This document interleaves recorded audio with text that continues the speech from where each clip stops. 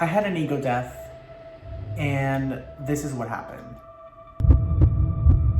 Hello everybody, my name is Alex Flores. Welcome back to my channel. If it's your first time here, don't forget to subscribe to my channel. Let's start uploading every Thursday and Sunday from now on. So this is my first video back after not being on this platform for about 10 to 11 months.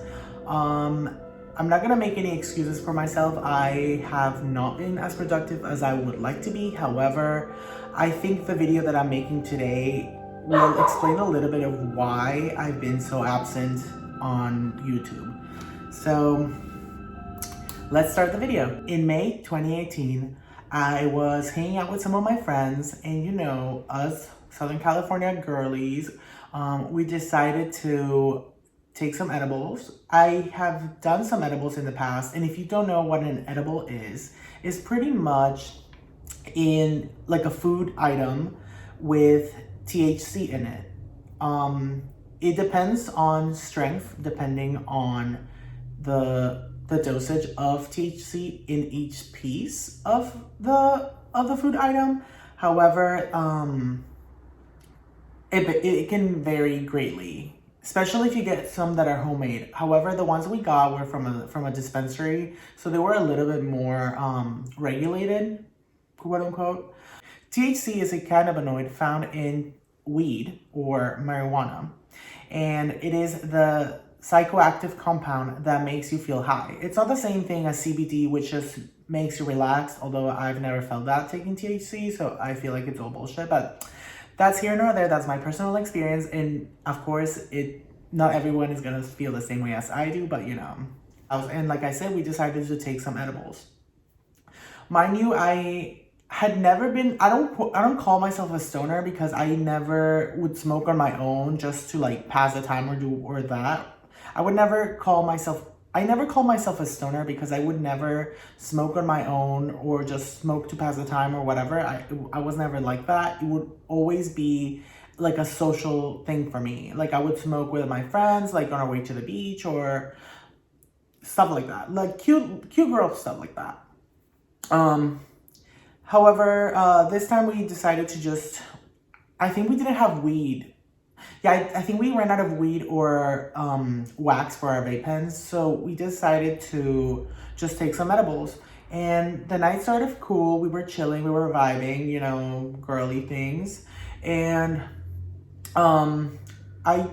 we all took the same amount at first. And then I think we took a second little square. I always say that, or I've always said that I've always been afraid of doing shrooms or stuff like that, like psychedelic drugs, because I know, I always say that, oh, I'm not gonna do like mushrooms or things like that because I'm gonna see the devil. Like I already know that. Like it's one of those things where like, if your mindset is not in the right place, you shouldn't do it because it will literally like fuck you up. And I feel like that's something that happened to me. And so that's where my mind has always been, especially around the topic of psychedelic drugs. And I am aware that marijuana is or does have psychedelic compounds in it. A lot of people say that it doesn't, but I feel like it does because it does give you that sensorial shift in your mind.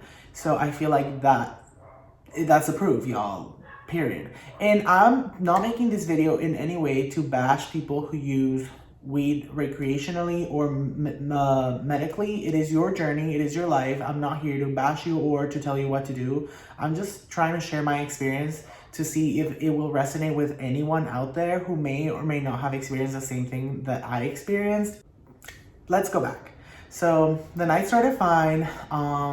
We were chilling, we were vibing. I think we were also drinking a little bit, like not heavily drinking, but like we were drinking like a beer or something.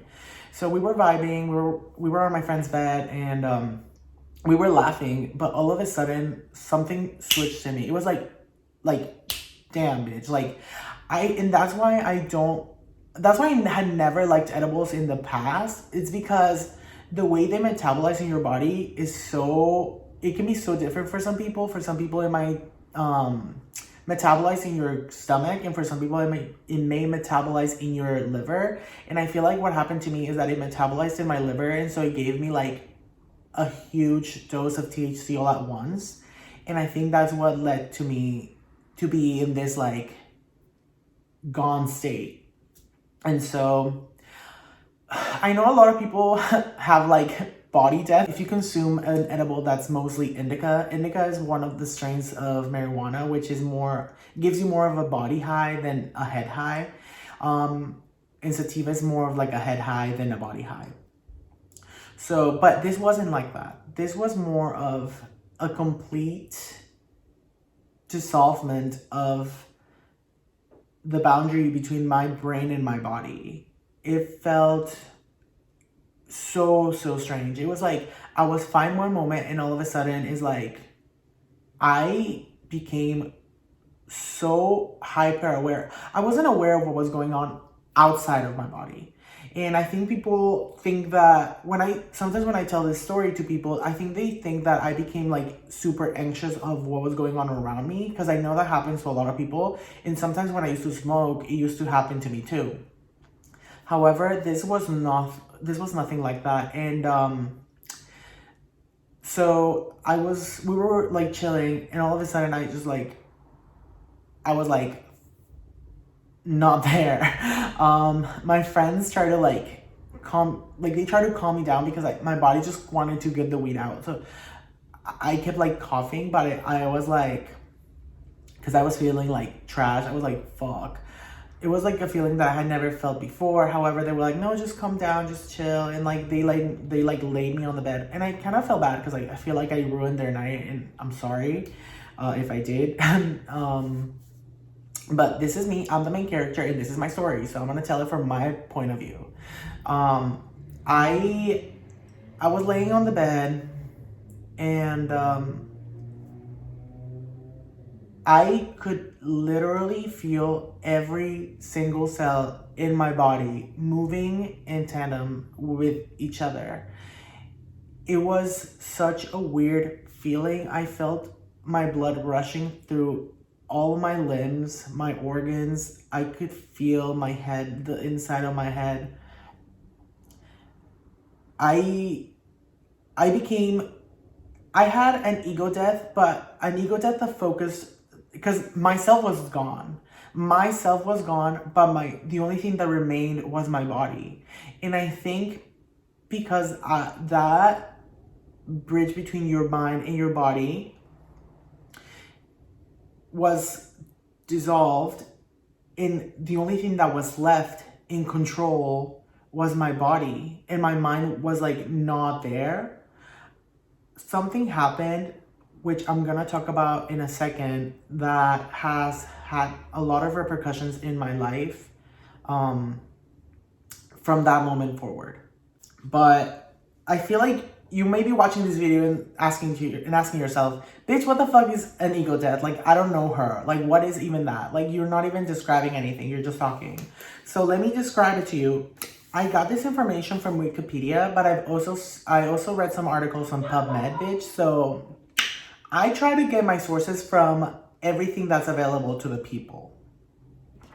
So according to Wikipedia, ego death is a complete loss of subjective self-identity. And I 100% relate to that, because at that moment, I wasn't a person. When my mind was like gone, I was just a body. Me, Alex, was completely non-existent. I was just in a room with two people who were watching a Shane Dawson scary video, which was not helpful at all, but I was just a person laying on a bed. But Alex was gone. That bitch, we don't know her. She walked out the door and she was gone.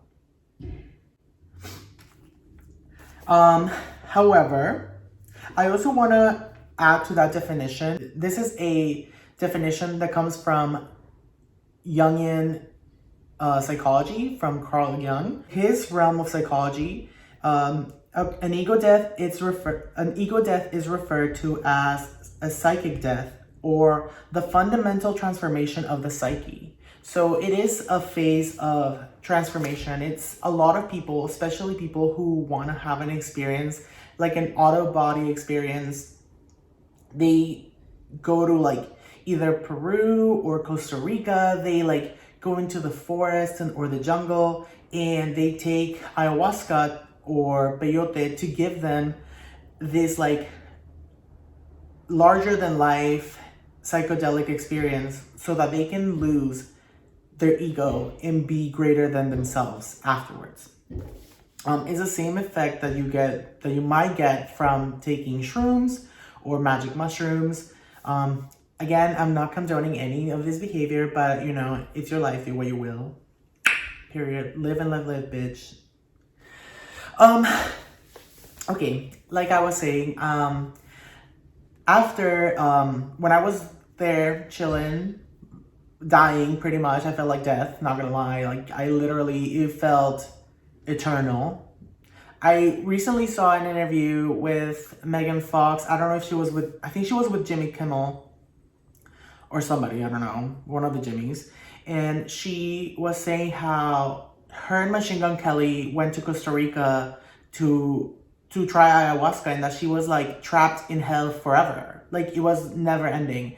And to me, this felt like that. It was never ending. There wasn't a beginning and there wasn't an end. I was just a body that felt every single organic process that was taking place inside of me. Because Alex was gone. Like that bitch was gone. Like I always say that, and I feel like people don't understand what I mean by that, but I wasn't myself. I was just a body that felt everything going on inside of it. So, to me, it felt like it was eternal, but my friend said that, like, I took a little, like, 45-minute to an hour nap, and then we woke up, and they drove me home. I remember going inside of my house. I was walking. I went inside of my house. I went to the restroom in my house. I washed my face, and then I crawled into bed. I closed my eyes and I went to bed. And I went to bed because I was just like, it was such an awful experience. I just wanted it to be over. And then the day after, when I woke up, I was a mess.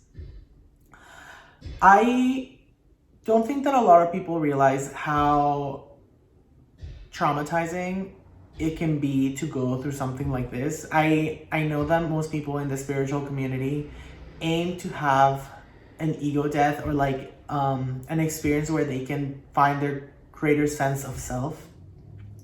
But I feel like because they do it in a way that's like gradual and not rushed, it is very like fruitful for them. They can get something very beneficial for themselves. For me, this wasn't that. It was more of, I was on the ledge of a building and someone pushed me and I was suddenly falling forever, and there was no way for me to catch myself. So I think that's why my experience was so like damaging for me and my mental health than it could be for other people. Like I said, this is just my experience and what I went through. The months after this experience were really, really rough for me.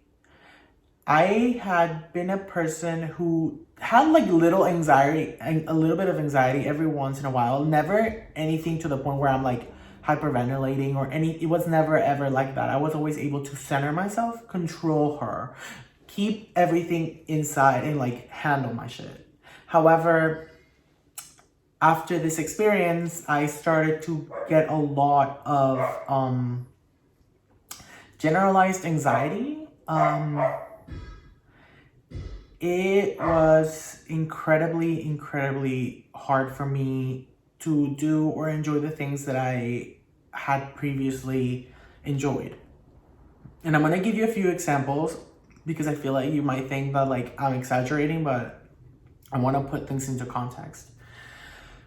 So a week after the ego death, I hadn't like smoked or anything, and my friend and I decided to go to the movies. This was a different friend, not the friend that I was with the week prior. We went to see Hereditary, And she was like, oh, let's have a cute little moment. Like, let's smoke before we go to see the movie. And I was like, bitch, you know I'm down. And so we hit our vapes in the car, and we walked into the movie theater. We got our popcorn. It was cute and gorgeous. We went in. We sat down. Everything was fine. It was chill. And before even the movie started, I was already like panicking. Prior to this, I had always been able to like, weed gave me like a tiny bit of anxiety, but this was just like, bitch, you are going to die, like, period. So the movie started, you know, is Hereditary, is like bomb.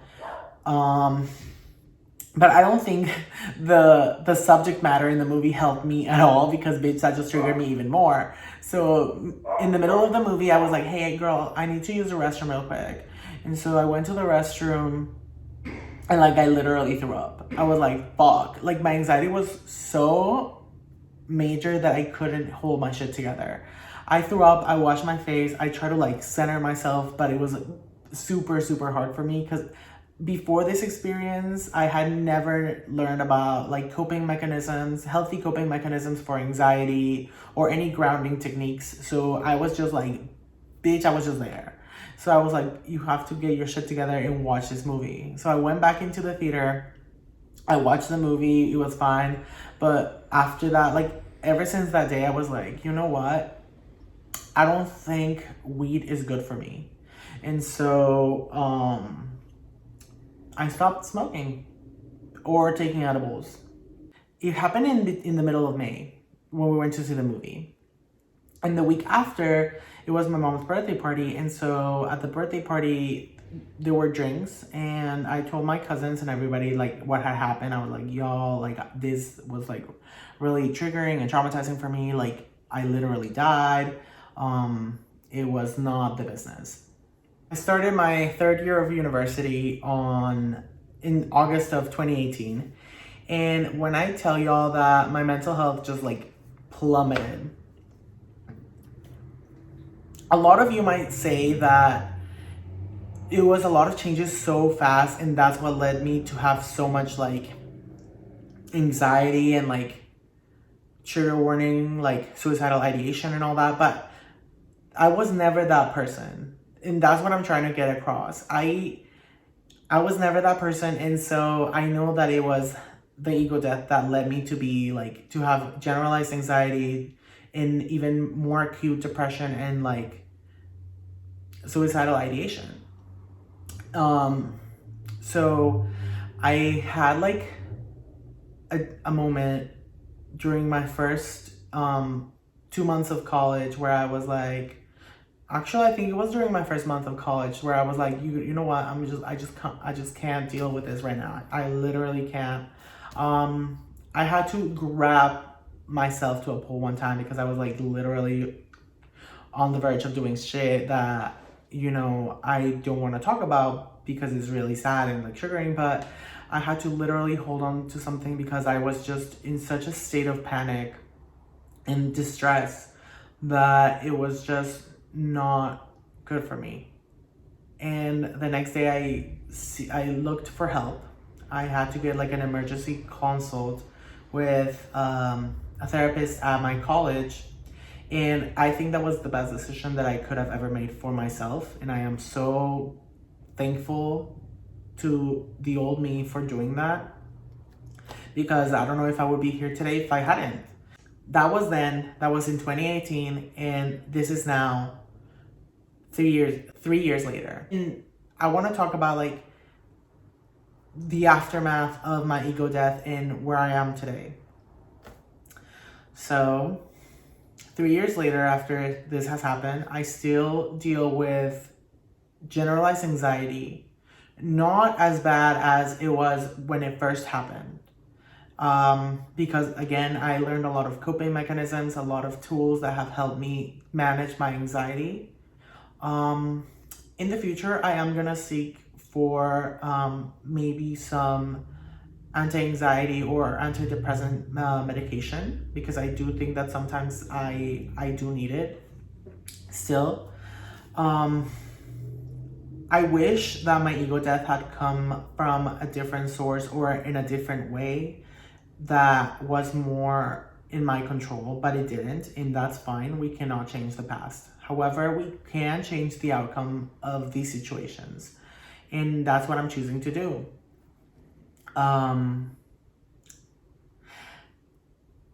Ever since I became hyper aware of my body and my bodily functions, I have endured a lot of.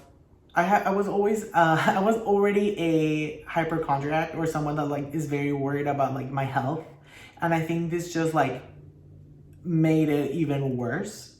And I still deal with a lot of body anxiety. Like if I feel like a little like pain somewhere, I like hyper focus times 1,000 on that, and like I make it like this worst thing, and my body has reacted to that trauma and has given me like ulcers and different kinds of things that are just really hard to deal with on a daily basis. I have a really hard time eating in restaurants or in places like that, or in movie theaters, or being in movie theaters or places like that, because I'm just so hyper aware of like my body and like what I'm feeling at those moments. And it can be extremely draining for me.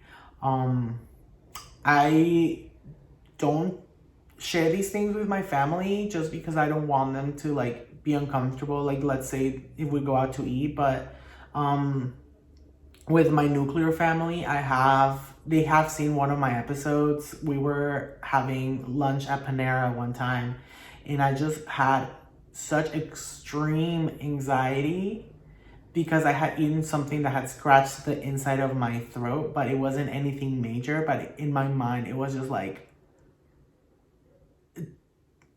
completely deranged. But I couldn't handle it. I was literally like on the verge of like a major panic attack. I told him, I was like, you know what, I'm not feeling well, I have to leave. And so like I grabbed my stuff and I went outside to like get some air, because I was just like, And this happened like, I think it happened in 2020. So that had been already like 2 years after my ego death. So for people who say like, oh, it won't have like long-term effects, y'all, having like an episode like that does have like long-term repercussions. I mean, I'm still dealing with stuff that happened to me. It's hard for me to talk about these things. However, I think it is important because someone out there might also be feeling this way, and I want them to know that there are people out there like me who accidentally went into this like hypersensitive state of mind.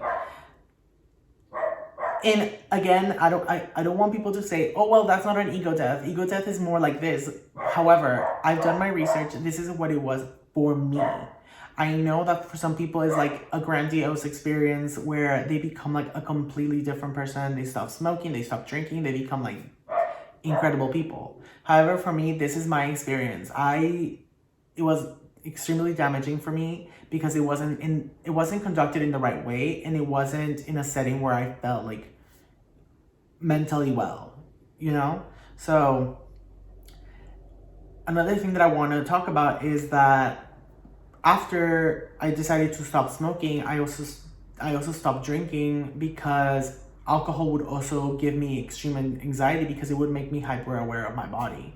And so I stopped drinking for almost 2 years. I eased back into drinking again. However, because of my anxiety and all of that, I have decided that after 2021 is done, I am gonna stop drinking for good. I don't think it contributes anything positive to my life or my body, and it just makes me feel worse. And that can be hard for some people to accept because when you're drunk, you want everybody to be drunk with you because it's just like more fun. But I just want to be like, just fun because I'm having fun and I'm enjoying the company of the people that I'm surrounded with, that I'm surrounded by.